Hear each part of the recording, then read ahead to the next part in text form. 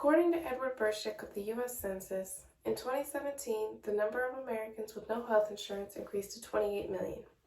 To more realistically process the number, imagine everybody in Texas had no health insurance in 2017. This is a lot of people. Unaffordable health care is a very serious problem in the U.S. that no one seems to be able to fix.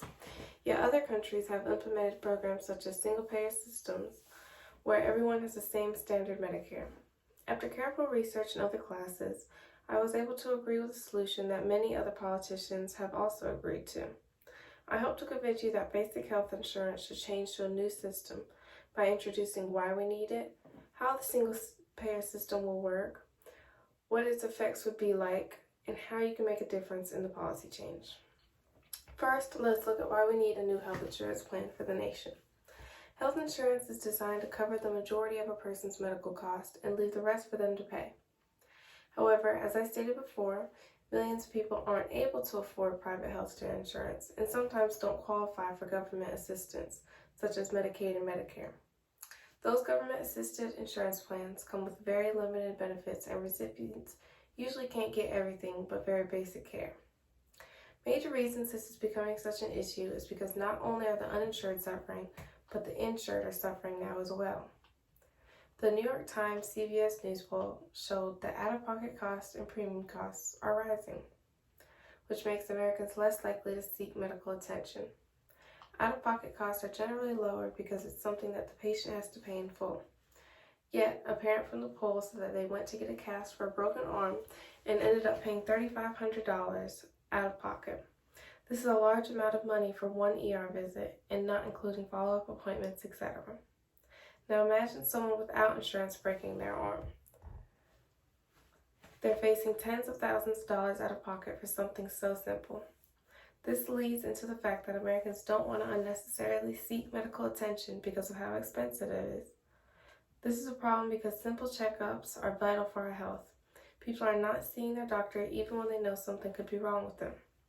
Our current situation is a great example. Many people I know don't have health insurance but needed a COVID test. While there are many free testing sites, they are very difficult to find and usually require severe symptoms or extreme circumstances. The only other options are to pay hundreds of dollars for the test or wait it out while possibly infecting others. The list of reasons we need affordable health care could go on forever, which is why the policy needs to change. So how can we fix this? A single-payer healthcare policy provides basic Medicare for all citizens. It would be funded through increased taxes and a reduction of administrative fees in hospitals. Everyone would be paying a base price for the insurance, and it would go to local hospitals so that they could provide the care that people need. The policy would be strictly run and funded by a separate group in the government so that no biases are involved. Also associated with the single-payer policy is the increase of family physicians. This policy would give more support to medical students seeking the primary care field because it helps to lower costs of care. Published in The Lancet, the article, "The Solution to the U.S. Healthcare Crisis," states that primary care doctors have better mortality rates, positive outcomes on health, and are much less expensive than specialty doctors. Taiwan is a great example of a country successfully using the single-payer system in government. While they do have a significantly lower population than the U.S., their healthcare is still able to reach every citizen, no matter how small their village is. It is funded through tax increases on a citizen's salary. However, based on polls, many have found it worth it so far. They are given a chip which contains all of their medical records and their proof of insurance, so that when they go to a provider, they can simply scan it and get all their information. Another reason their healthcare system is so appealing is because their death rates are much lower for illnesses that are considered major in the U.S., such as stroke and heart disease. They were able to provide medical care early on before these illnesses can progress. Another good example in the U.S. would be Vermont. There have been many studies about Vermont testing out a single-payer healthcare system, and in 2011, Health Affairs published an article saying that the experiment showed Vermont could reduce healthcare spending by 25% in 10 years. Imagine if we could make these changes. How would our lives benefit? If a single-payer healthcare system was in place, then your brother, sister, or neighbor wouldn't have to worry about how they're going to pay for their medical care.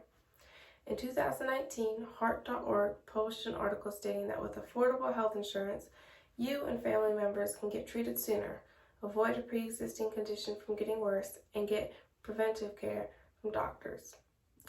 Americans would be much healthier and be able to live much longer lives like in Taiwan. You wouldn't have to worry about how you were going to pay for an ER visit. You wouldn't have to ignore that pain because the doctor is so expensive. And most importantly, you can get the care you're entitled to as an American citizen. What can be done about it though? How can we contribute? In conclusion, unaffordable health care is something that affects the whole country and not just the uninsured. If the U.S. were to adopt a new universal healthcare system, such as a single payer, citizens would have access to better healthcare procedures and medicines. All of this could be achieved by creating a small source of funding and abolish the need for such high premiums with private insurance companies. Politicians such as the future Vice President Kamala Harris and Bernie Sanders are some of the people that support the single-payer healthcare system. They are both in the process of passing a bill to implement it. By signing their positions, you can help support the bill to pass. I hope this gives you perspective as to how the country can change the policy on government-assisted healthcare.